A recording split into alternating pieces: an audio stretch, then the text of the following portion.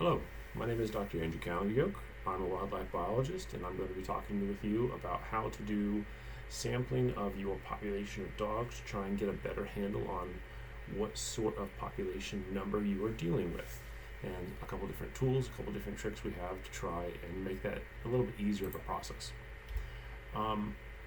First, we have to introduce the idea of absolute and relative measures. An absolute value is we know the exact answer, or at least very, very close to it. Right? We know the absolute number of people that are in the stadium because they all have to get a ticket to come in, right? That's very difficult to do when we're talking about populations that we have a harder time seeing the entire thing all at once, or if it's just very difficult to actually get a count. Dogs don't exactly stand up and get in line when you're counting them, so it's very difficult to do that. A lot of times what programs do is they will use relative measures. Relative measures are comparative points between two different samples. So you could say, hey, there's a lot of people in the stadium, or you could say there's 40,000 people in the stadium, right? Absolute versus a relative count. You can use relative counts, works really well, especially when you're comparing multiple times. So if we go on day one and day two and there's fewer, that's a valuable thing to know. Or go to one area and another area and there's a difference in density, those are relative measures. Relative measures are very useful for monitoring a program long term, but they're not what you necessarily want when you're starting a program and trying to assess the problem that you have. You really want to try and get an absolute value. A way that we can do that is with things called marked recapture analyses. These are very commonly used in wildlife studies. A classic example is going to be fish in a lake. If you have fish and you have perfect knowledge, and you know with 100% confidence how many fish there are, well, that's fine, but that's very unlikely to happen in the real world. What's probably going to happen is you know that there's some fish in a lake, and you might know there's a change in the population, but if you want to have an absolute value, you can use a little bit of math to do that. You can't see and count all of them all at once, so you have to sample, and you have to sample multiple times. Right? With perfect knowledge, if we could see the bottom, the water's clear, etc., we could know this, but that's unlikely to happen. So what we can do is we can do a 2-round estimation of this. We could go through and catch a couple fish and mark them in some way. Put a little red mark on them, color their fins, etc. What do we want to do? Spray paint them. And we mark these fish, so we catch these fish, and we then let these 3 fish go back into the population.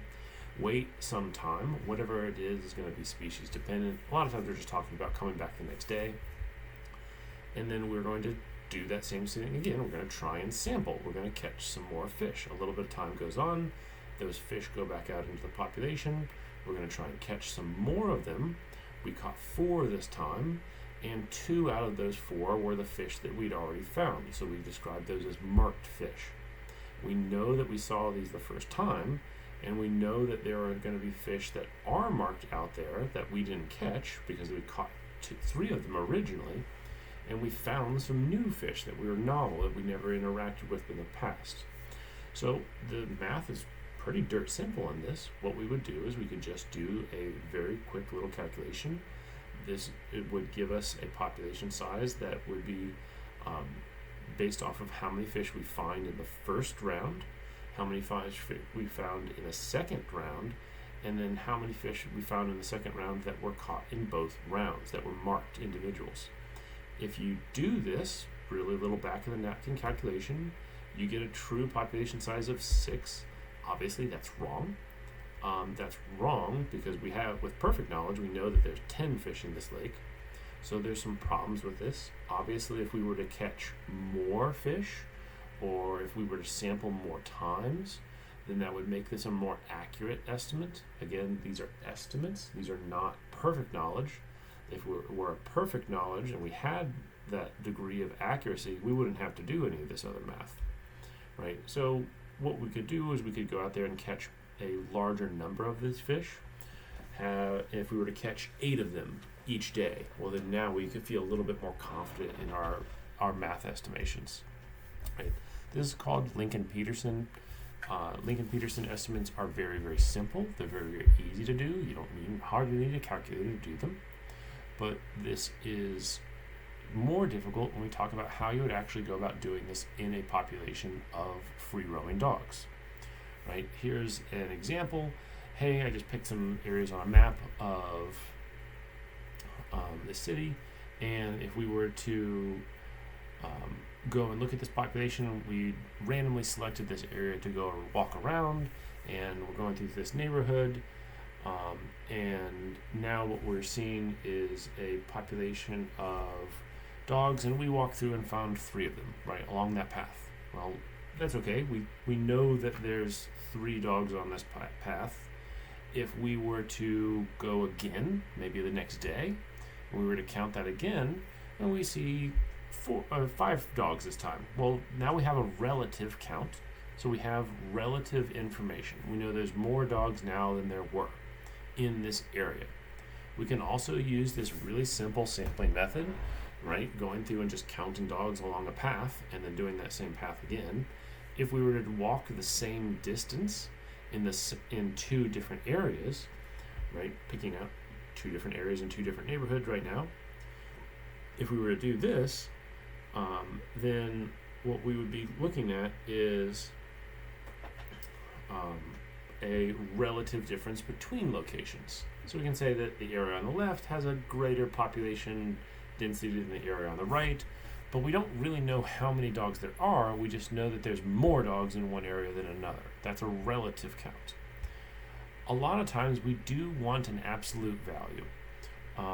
So if we want to do an absolute value, one easy way to do that is with a simple human-dog ratio. If you were to look at the population of Karachi right now, a good estimate that I just pulled up was about 21.5 million.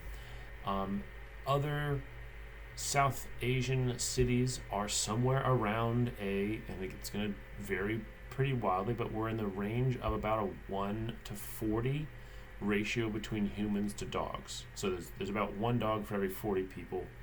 That would mean that we're probably at somewhere at around 530,000 dogs. That is, if we don't want to do anything more work, we don't want to get a more accurate number, that's not an unreasonable place to start the conversation to find out how many dogs are living in Karachi right now. That's just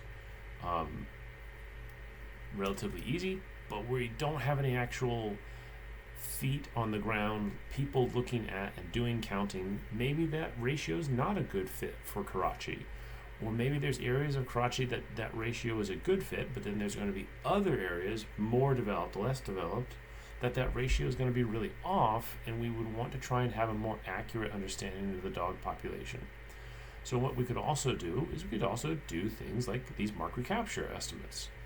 I could go through and do a mark recapture analysis like we did with the fish. I could just do that with the dogs. I could go out there and catch some dogs, mark them, wait a little bit of time, go out and catch some more dogs, and see who we had seen previously. This is one way to go about doing this. I've done this before. It can be kind of a pain in the butt. It's hard. We would go through and walk through an area, and every dog that we would see along that path, we would mark them.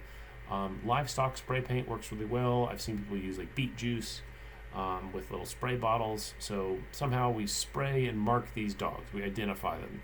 If you can put a collar, like a little paper collar on every dog, that works too. But we mark them in some way. Then we would go back the next day. We do the same path again at the same time, at the same speed. Everything else is the same. But the dog population is mixed a little bit. Not everybody's going to be in the same place every day. And so we find 2 dogs we'd seen previously and 2 dogs that we hadn't seen previously. So then we do that same Lincoln-Peterson math to try and figure out what this absolute value number is for us. Another way to go about doing this is not laying hands on the dogs at all, not touching them, not interacting with them at all. And instead of doing a mark recapture, instead we use basically the same math, but just a different methodology called site recite. Site recite, you go through and don't have to actually manipulate dogs at all. You don't have to grab them and put collars on them. You don't have to mark them with spray paint. You don't have to maybe scare them off and change their behavior, which might matter. you can just go through and take a picture of the dogs. Every single dog that you see along that path, you take a picture of. Then you go do this on the next day and do this again, take pictures of every single dog. And then you can use those pictures to say, hey, this is a dog that we only saw on day 1. This is a dog that we only saw on day 2. And this is a dog that we saw on both days. So this would be effectively a dog that was marked and recaught. This works best in populations where the dog population is pretty heterogeneous. They look very different from each other. If every single dog is kind of a village dog, where they are kind of brown with a curly tail, etc., that doesn't work all that well. And you have to do a little bit more adjustments to try and use something like Mark Recite, and becomes a little bit less reliable.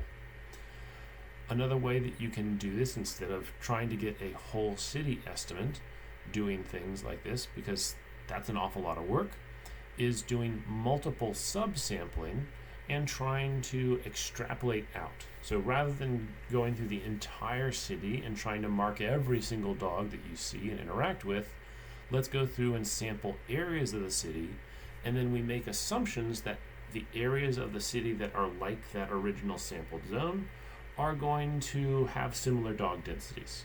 So I've made this map of Karachi in R. So this is just, I've pulled some information from OpenStreetMap to show like where I think rough zones are in these administrative districts. So this has all of the street locations that are currently online. And what you can do is you could go through and do what others have done that's been proven to be pretty effective, is to do street length extrapolation.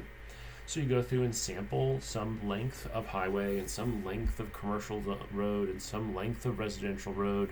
You might add in different types of residential areas, apartment areas, slums, more gated communities, right? So whatever makes the most sense for your particular area and your particular city, you would then take that and sample those areas, and we would say, hey, I found these numbers of dogs, and so that equates to about this many dogs per meter of this distance.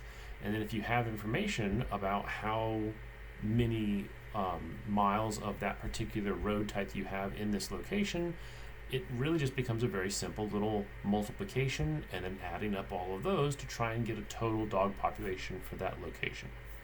That is one option that has been proven to work pretty well in the past in other locations. It's close enough, right? You make assumptions, which always are going to be problematic, but these assumptions tend to be close enough that it's a reasonable start to understand your dog population. Other ways that you could do it is, instead of using road length, community types. So like rather by meters of road, you just use meters squared of area. So etc. Right? It's going to be the exact same thing. How you define these spaces is going to be important, and then how, if you have a map that shows these area types in a city, that would work pretty well. This is not as common. Most data sets don't have these kinds of area descriptions that are going to be updated as often. Street length is updated pretty often, so street length is pretty accurate, so then we end up using that as an estimate, and it works pretty well, right? Like I said, this is just a map I've pulled from and made of Karachi, right? So you could do something like this for your own area. I pulled the different districts, and then I just used RStudio to count up the number of roads in each individual district, right? So you could do this sort of thing where you could give an estimate for a particular district's dog population in this area based off of these kinds of indicators, what types of roads we're actually looking at, right? Please reach out to me if you have any questions about some of the methodologies that I've talked about. This is all available online, obviously, as well, and there's a ton of great guides from places like GARC, as well as dog population management guide that is available up online as well. Thank you very much.